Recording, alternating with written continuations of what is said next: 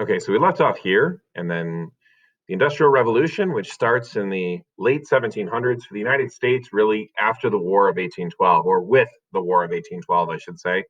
The new way is that factory made things happen, mass produced. Anyone can be trained on this, large scale manufacturing.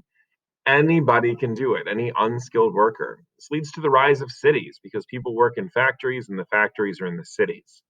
Family names become more common because they stem from those nicknames for those professions that people used to be called in the small towns.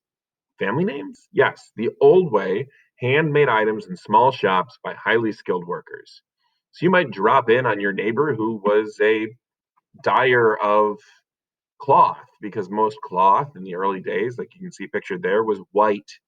That guy who would dye cloth might have been named Black because he would dye the cloth black, or at least some of it would come out that way. All of his clothes would end up black because of mixing the dyes together. So these generations doing the same job, passing it on from father to son, instead of having your son be named, let's say, Johnson, since your name was John, your job becomes your family name. It becomes what you're known for. So some obvious examples are things like Waller, a guy who builds walls, Fisher, like a fisherman. As we saw in the previous slide, this woman is weaving, and so her name might have been Weaver or Webster. Think of how spiders weave a web. This one's not necessarily quite as obvious, but the guy who made your deliveries drove a cart. His name would have been Carter.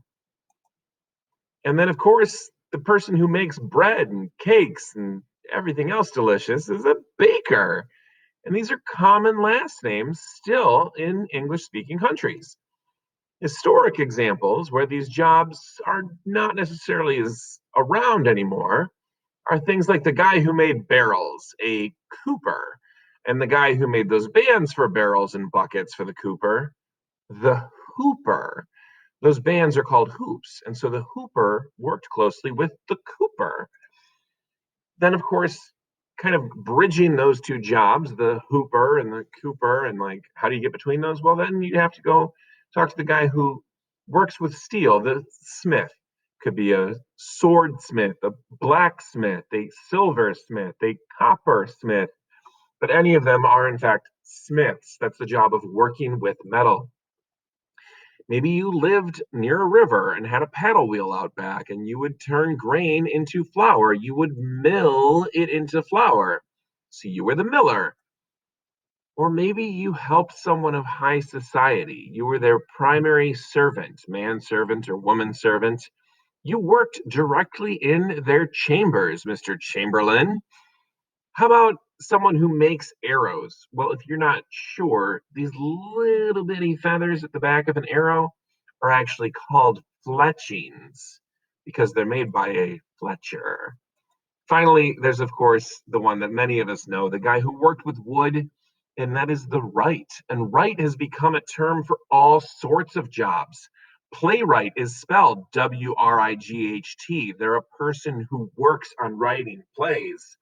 A Wainwright made wagons, or a wagonwright, they sometimes were called.